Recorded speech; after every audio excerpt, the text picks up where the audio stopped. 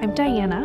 I'm Jedi's mom, and we began our journey with Jedi's cancer back in April of 2020. He came home from Grandma and Grandpa's house and he had a really high fever. And about 4 days in, I was like, this kid is really sick. Testing that they did showed nothing. He would have cyclic fevers. So he'd get better, then he'd get worse. Then he'd be up and there'd be like nothing wrong. And then like 3 weeks later, he got even worse. So we went back in.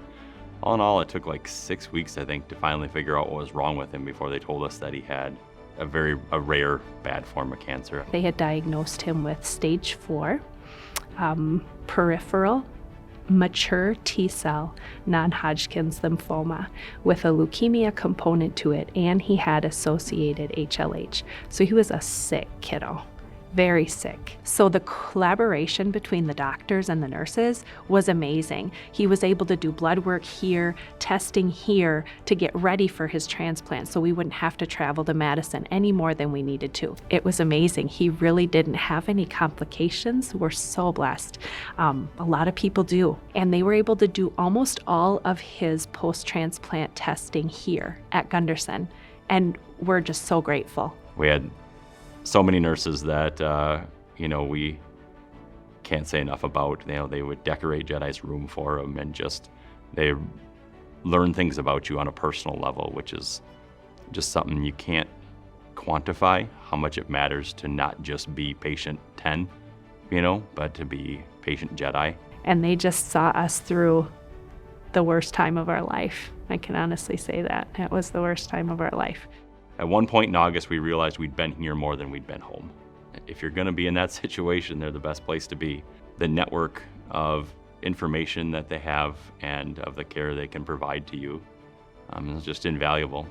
Again, you just wanna be able to focus on your kid and what they're going through and helping them out. And they just do so much to help you be able to do that. Being able to be here, both of us, not worry about whether or not we're gonna be able to eat, that was a huge thing. It was your basic needs were met, and we didn't even have to ask for it. They swooped in and they just helped us. Your whole world is turned upside down.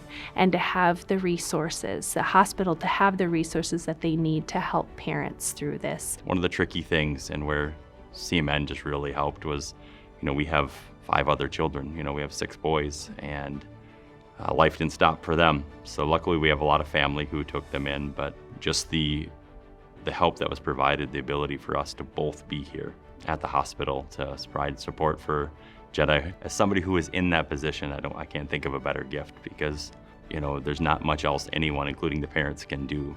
But helping those that are helping your child is probably the greatest gift you can do. You're a huge blessing. You probably will never realize the impact that you make, and hopefully we're able to tell you just a little bit of the impact that you've made on our lives. It matters. It makes a difference.